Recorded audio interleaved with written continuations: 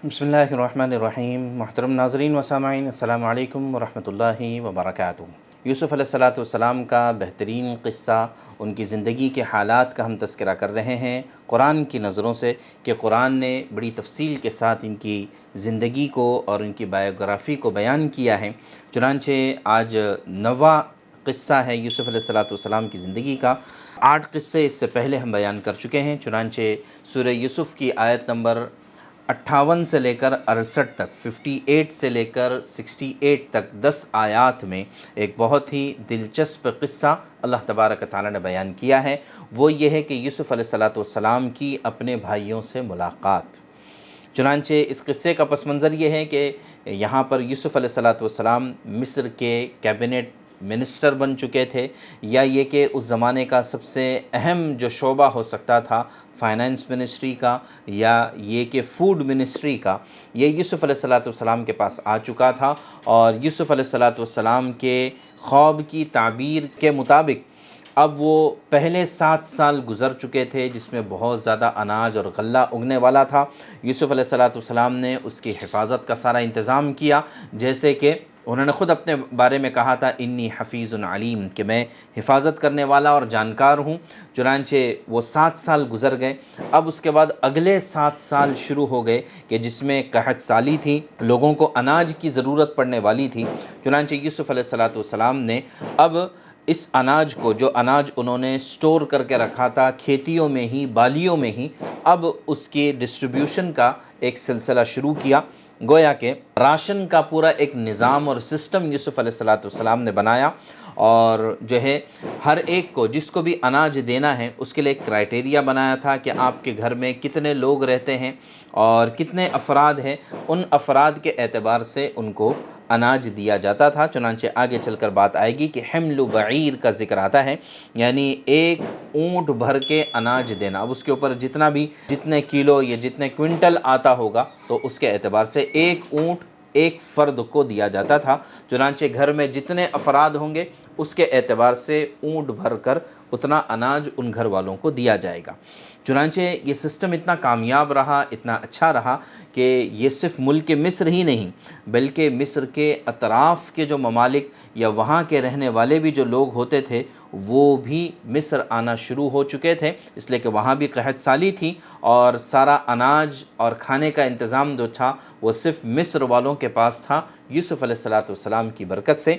तो बहरहाल होता यह है कि यूसुफ़ अलैहिस्सलाम के बाप या भाई जहाँ पर रहते थे, यानी फ़लस्तीन का इलाक़ा, वहाँ पर भी जब कहत साली हुई और उन्होंने भी सुना कि मिस्र में एक नेक दिल बादशाह है, या एक ऐसा मिनिस्टर है कि जो राशन का एक सिस्टमेटिक निज़ाम संभालता है या चलाता है। चुनांचे ये लोग भी अपने वालिद के मशवरे से यूसुफ़ अलैहिस्सलाम के दरबार में पहुँचते हैं। अब आप देखें कि वो यूसुफ़ जो 8 साल की उम्र में इनको इन्हीं के भाइयों ने, सगे भाइयों ने कुएं में डाल दिया था, और अब मान लीजिए 40 साल से ज़्यादा की उम्र है, इतना लंबा अरसा बीच में गुज़र चुका है। अब यूसुफ़ अलैहिस्सलाम अपने भाइयों को देखते हैं, और अपने भाइयों को देखकर यूसुफ़ अलैहिस्सलाम तो पहचान लेते हैं, लेकिन भाई यूसुफ़ अलैहिस्सलाम को नहीं पहचान पाते।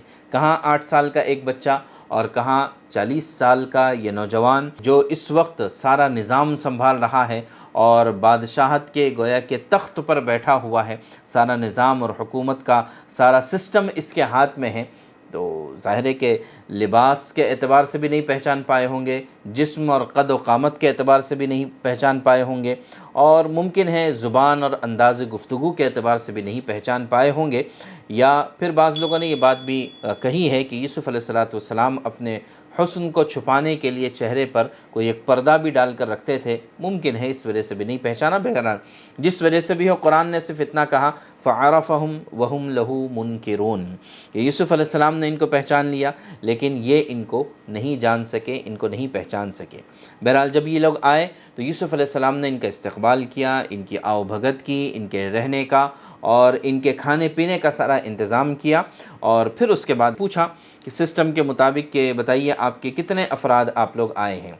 तो ये बताएंगे, तो इन्होंने बताया होगा कि फ़लस्तीन से हम लोग या कनान से हम लोग, ये 10 अफराद हम लोग आए हैं। हमारे माँ बाप अलबत्ता पीछे रह गए हैं घर में, वो बूढ़े होने की वजह से नहीं आ सके, और हमारा एक छोटा भाई है اس کو بھی ہم نہیں لا سکے، باقی ہم 10 لوگ یہاں پر آئے ہیں۔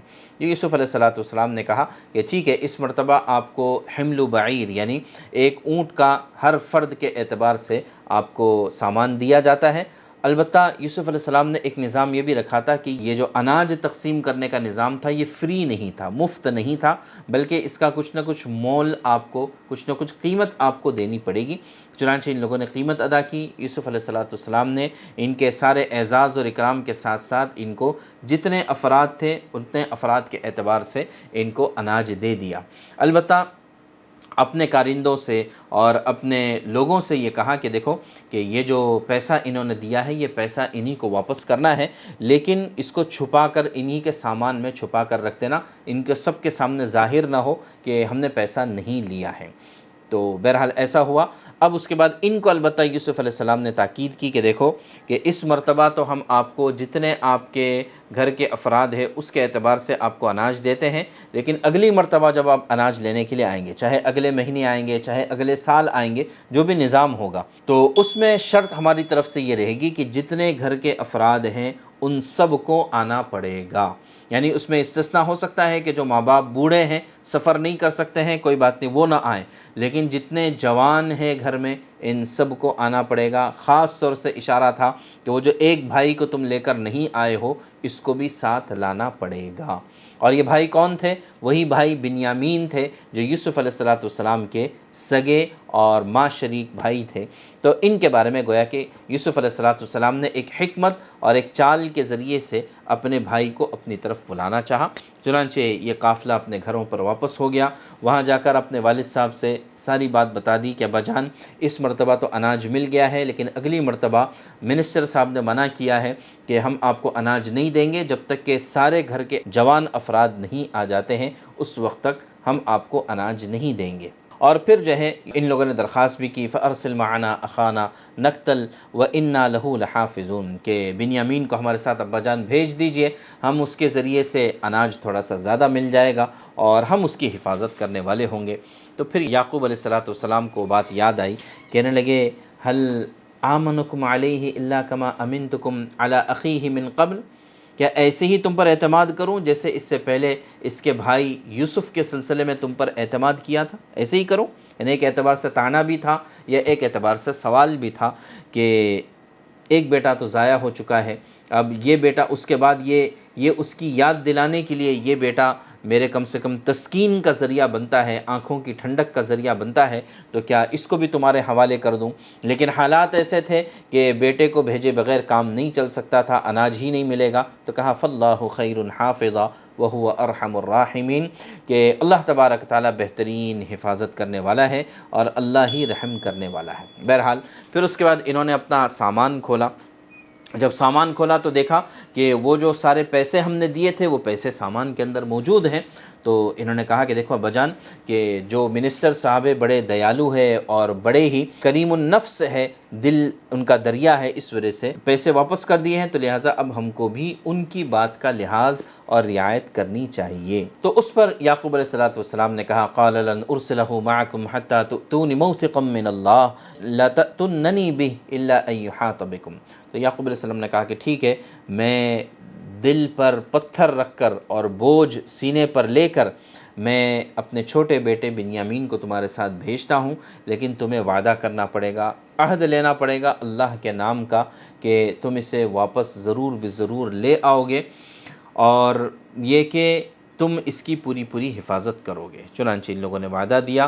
یعقوب علیہ السلام نے بھی ان کے وعدہ کرنے کے باوجود کہا اللہ علی ما نقول وکیل، ان لوگوں نے بھی کہا کہ اللہ تعالی ہمارے اس بات پر گواہ ہے کہ ہم نے جو وعدہ کیا ہے اس کو انشاءاللہ ہم پورا کریں گے اور بھائی کو صحیح سلامت واپس لے کر آئیں گے۔ اس پر یعقوب علیہ السلام نے پھر ایک نصیحت ان کو کی کہ دیکھو بیٹو کہ جب تم جا رہے ہو، مصر جا رہے ہو، اور تم 11 بھائی سب ایک ساتھ داخل نہ ہونا، لا تدخلوا من باب واحد وادخلوا من ابواب متفرقہ کہ ایک ہی دروازے سے سب داخل ہو جاؤ گے تو سب کو پتہ چلے گا کہ ایک گھر کے 11 افراد آئے ہیں، اور اس زمانے میں ظاہر ہے کہ آدمی کی سب سے بڑی سمپتی اور سب سے بڑا اثاثہ، سب سے بڑا ایسٹ جو سمجھا جاتا تھا وہ اس کی اولاد اور اس کا مال ہوتا تھا۔ کہ اولاد ایک بہت بڑی واقعی دیکھا جائے تو آدمی کا ایسا اثاثہ ہے، ایسی سمپتی ہے کہ جو آدمی کے نسل کو بھی آگے بڑھاتی ہے، آدمی کے نام کو بھی آگے بڑھاتی ہے، اور دنیا بھی کما کر باپ کے ہاتھ میں یا باپ کے پیروں میں نچھاور کرتی ہے اگر وہ ان کی صحیح تربیت ہوئی ہو اور ان کو والدین کے حقوق پتہ ہو۔ تو پھر جتنی زیادہ اولاد ہوتی ہے بڑھاپے میں ماں باپ اتنا زیادہ آرام اور آسائش کے ساتھ اپنی زندگی گزار سکتے ہیں۔ تو اس زمانے میں یہ ایک بڑے حسرت کی بات تھی، اگرچہ ہمارے زمانے میں ہم دو اور ہمارے دو کا نعرہ ہے، لوگ کم سے کم بچوں پر اکتفا کر جاتے ہیں اور بہانہ بناتے ہیں پاپولیشن کے بڑھ جانے کا، حالانکہ پاپولیشن کا بڑھنا کبھی بھی کسی بھی زمانے میں کوئی مسئلہ نہیں رہا ہے۔ جتنا پاپولیشن بڑھتا ہے اللہ تعالیٰ کی طرف سے ریسورسز، قدرتی ذخائر بھی بڑھتے چلے جاتے ہیں۔ ہاں، سب سے بڑا مسئلہ کرپشن ہوتا ہے کہ چونکہ ہمارے یہاں پر کرپشن پر کوئی لگام نہیں ہے تو اس وجہ سے پاپولیشن کو بدنام کر کے اس پر لگام لگانے کی کوشش ہوتی ہے۔ تو بہرحال تو یعقوب علیہ السلام نے ان بچوں سے کہا کہ بیٹا ایک ہی، چونکہ اس زمانے میں مصر میں داخل ہونے کے دروازے ہوتے تھے، تو کہا کہ ایک دروازے سے سب داخل نہ ہونا، علماء کے کہنے کے مطابق کہیں ایسا نہ ہو کہ سب پر نظر لگ جائے، تو اس لیے کہا کہ وَادْخُلُوا مِنْ أَبْوَابٍ مُتَفَرِّقَةٍ، الگ الگ دروازوں سے الگ الگ داخل ہو جانا۔ اور یہ کہا کہ یہ صرف ایک حکمت عملی کے طور پر ہے، ظاہری اسباب کے طور پر ہے، ان الحکم الا للہ، فیصلہ تو اللہ ہی کا ہوگا، یعنی اللہ ہی جانتے ہیں کہ اس عمل کی وجہ سے تم پر نظر لگے گی یا نہیں لگے گی۔ ایسا بھی ہو سکتا ہے کہ اس عمل کی وجہ سے، اس احتیاط کی وجہ سے تم نظر بد سے بچ جاؤ، اور یہ بھی ممکن ہے کہ یہ سب کرنے کے باوجود اللہ کا اگر فیصلہ ہو تو پھر جو ہے تم پہ نظر لگ سکتی ہے۔ علیہ توکلت وعلیہ فلیتوکل المتوکلون، میرا تو اللہ ہی کی ذات پر بھروسہ ہے اور توکل کرنے والے تو اللہ ہی کی ذات پر توکل کرتے ہیں۔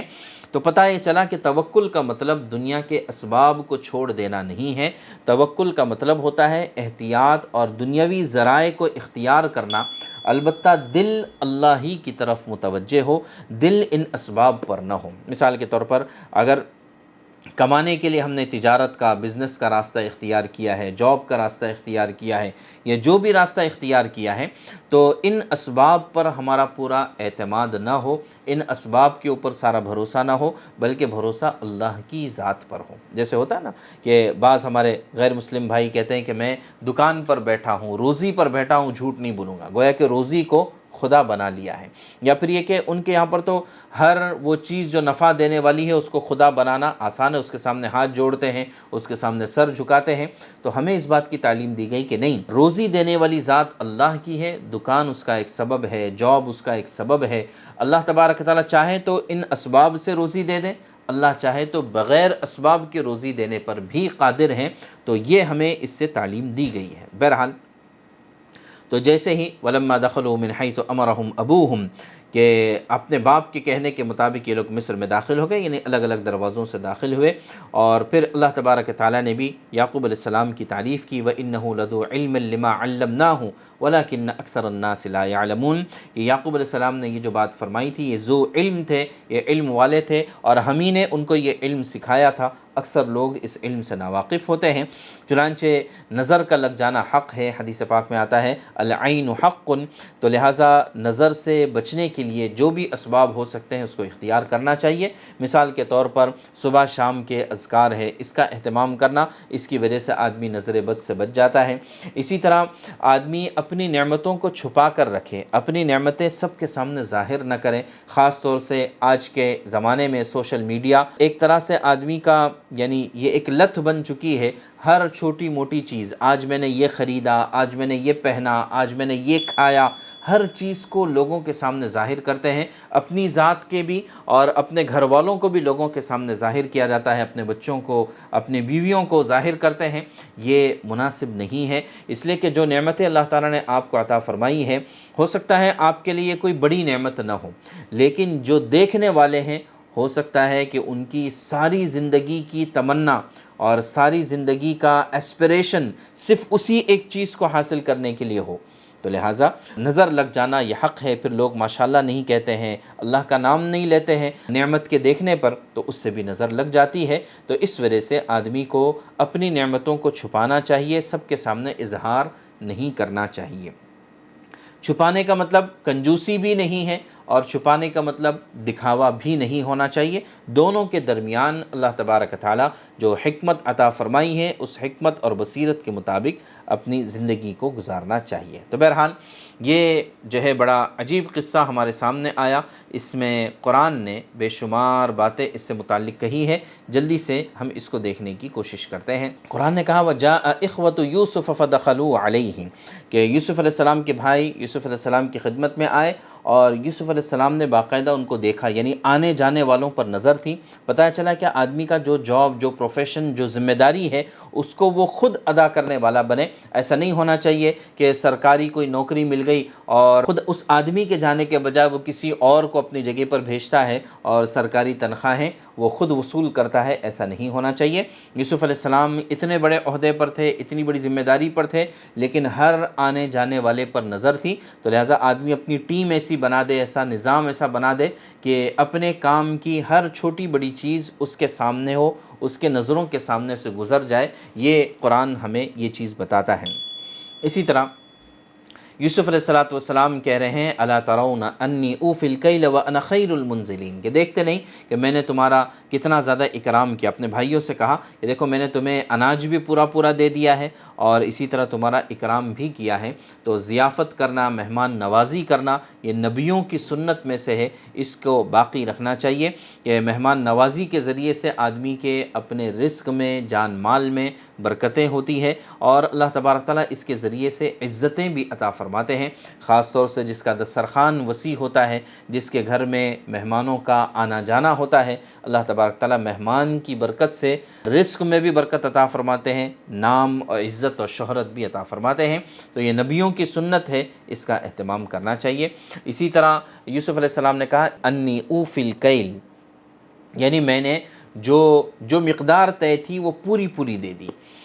خاص طور سے اناج کے معاملے میں چاہے ہم بیچنے کا کام کرتے ہو یا خریدنے کا کام کرتے ہو، تو اناج کو تولنے کا جو کام ہے، وزن کرنے کا جو مسئلہ ہے، اس میں بہت زیادہ احتیاط کی ضرورت ہے کہ آدمی کو مثال کے طور پر 1 کلو اناج بیچ رہا ہے تو 1 کلو سے تھوڑا سا زیادہ بیچ دے تاکہ کم نہ ہو۔ قرآن کریم میں دوسری جگہوں پر اس پر وعید آئی ہے وَيْلٌ لِّلْمُطَفِّفِينَ الَّذِينَ إِذَا اكْتَالُوا عَلَى النَّاسِ يَسْتَوْفُونَ وَإِذَا كَالُوهُمْ أَوْ وَزَنُوهُمْ يُخْسِرُونَ کہ جب اپنی باری آتی ہے تب تو زیادہ لینے کی کوشش کرتے ہیں اور جب دوسروں کو دینے کا مسئلہ آتا ہے تو وزن کو گھٹا دیتے ہیں اور جو ڈنڈی مار کر دیتے ہیں۔ تو اس میں بظاہر تو ایسا لگتا ہے کہ بھئی ہم نے بڑا کمال کر دیا، ہم نے وزن کم کر دے دیا یا سامنے والے کو دھوکہ دے کر بیچ دیا، تو بظاہر تو کامیابی نظر آتی ہے، لیکن اللہ تبارک تعالیٰ نے ان چیزوں میں برکت کبھی نہیں رکھی ہے۔ ہمیشہ زیادہ جھکتا تول کر دینا اس میں برکت ہے۔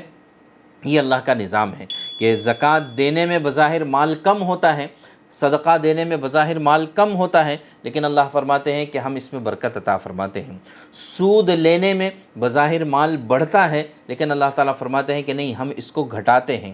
تو صدقات کو بڑھاتے ہیں اور سود کو یعنی حرام چیز کو ہم گھٹاتے ہیں۔ تو ایسے ہی یہاں پر ہے کہ تھوڑا سا جھکتا تول کر دینا، زیادہ دینا یہ برکت کا ذریعہ ہے، کم دینا، وزن کم کر دینا یہ آدمی کے گھاٹے کا سودا ہوتا ہے۔ اس چیز کا خاص طور سے خیال رکھنا چاہیے۔ یوسف علیہ السلام نے بھائیوں کو پہچانا، لیکن اپنا تعارف بھائیوں کے سامنے نہیں کیا۔ ایک حکمت عملی کے تحت ایسا زندگی میں کبھی موقع آ سکتا ہے، آدمی اپنی آئیڈینٹی کو چھپا کر کوئی حکمت کی وجہ سے ایسا کام کرنا چاہتا ہے جس سے کسی کو نقصان نہ ہو، جو اپنی آئیڈینٹی کو چھپانا بھی جائز ہے۔ اس واقعے سے ہمیں یہ پتہ چلتا ہے۔ اسی طرح یعقوب علیہ السلام کے سامنے جب ان کے بیٹوں نے یہ درخواست رکھی کہ بنیامین کو ہمارے ساتھ بھیجا جائے، تو یعقوب علیہ السلام نے کہا کہ نہیں، میں تم پر اعتماد نہیں کر سکتا ہوں، لیکن حالات کو دیکھتے ہوئے کہا فاللہ خیر حافظا کہ نہیں، اللہ تبارک تعالیٰ زیادہ حفاظت کرنے والے، بہترین حفاظت کرنے والے ہیں۔ تو لہٰذا اسباب کے خلاف جا کر اللہ کی ذات پر بھروسہ کرنا، یہ بات ہمیں اس واقعے سے پتہ چلتی ہے۔ اسی کے ساتھ ساتھ یہ کہ یعقوب علیہ السلام نے اپنے بیٹے ہیں، سگی اولاد ہے، لیکن ان سے بھی معاہدہ کیا اور ان سے بھی ایگریمنٹ کیا کہ تم اپنے بھائی کو صحیح سلامت واپس لے کر آؤ گے۔ تو پتہ یہ چلا کہ ہر چھوٹا بڑا کام یا ہر عزیز اور قریب یا ہر جانکار اور جس کو نہیں بھی جانتے ہیں، ہر ایک سے معاہدہ ہونا چاہیے۔ عام طور سے ہمارے یہاں پر یہ ہوتا ہے کہ تعلقات کی وجہ سے، رشتہ داری کی وجہ سے، دوستی کی وجہ سے بڑے بڑے معاملات ہو جاتے ہیں، لیکن اس کا کوئی معاہدہ نہیں ہوتا، کوئی ایگریمنٹ نہیں ہوتا، کوئی MOU نہیں ہوتا ہے۔ حالانکہ آپ دیکھیں کہ اس وقت دنیا میں جتنی بھی بڑی ڈیل ہوتی ہے، بڑی چھوٹی جتنی بھی ڈیلز ہوتی ہیں، ان سب میں ایک MOU ہوتا ہے، ایک ایگریمنٹ ہوتا ہے، اور ہم بڑے بڑے کام کر جاتے ہیں لیکن اس کے درمیان کوئی ڈیل نہیں ہوتی ہے، کوئی ایگریمنٹ نہیں ہونے کی وجہ سے بعد میں چل کر اختلافات، بعد میں چل کر جھگڑے، نقصان اور پتہ نہیں کتنی زیادہ نقصان والی چیزیں سامنے آتی ہے۔ تو دیکھو یعقوب علیہ السلام اپنی اولاد سے بھی ایگریمنٹ لے رہے ہیں، معاہدہ کر رہے ہیں۔ تو یہ یوسف علیہ السلام کے اس واقعے سے بہت بڑی سیکھ ہمیں ملتی ہے۔ پھر اس واقعے میں یعقوب علیہ السلام نے نظر سے بچنے کے لیے اپنی اولاد سے کہا کہ ایک دروازے سے داخل نہ ہو۔ پتہ یہ چلا کہ یہ دنیا ظاہری اسباب کے ساتھ اللہ تبارک تعالیٰ نے جوڑ کر رکھی ہے، نہ ہم اسباب کا انکار کرنے کے مکلف ہے، نہ اسباب پر پورا اعتماد کرنے کے مکلف ہے۔ تو لہٰذا ظاہری اسباب کی رعایت کرنا، اس کو اختیار کرنا، یہ توکل کے خلاف نہیں ہے۔ جیسے کہ شروع میں ہم نے عرض کیا کہ ان اسباب پر ہی پورا بھروسہ کر لینا یہ بھی شرک ہے، یہ بھی غلط ہے، اور ان اسباب کو ترک کر دینا، چھوڑ دینا کہ بھئی مجھے اسباب کی ضرورت ہی نہیں ہے، میں صرف اللہ کی ذات پر بھروسہ کروں گا، یہ بھی غلط ہے۔ درمیانی راستہ اختیار کرنے کی ضرورت۔ تو بہرحال اتنی ساری باتیں ہمیں اس واقعے سے پتہ چلتی ہے۔ اللہ تبارک تعالیٰ صحیح معنوں میں ہمیں ان واقعات کو سمجھنے کی، قرآن کو سمجھنے کی اور اس کو اپنی زندگیوں میں اپنانے کی توفیق عطا فرمائے۔ جزاک اللہ خیر۔ السلام علیکم ورحمۃ اللہ وبرکاتہ۔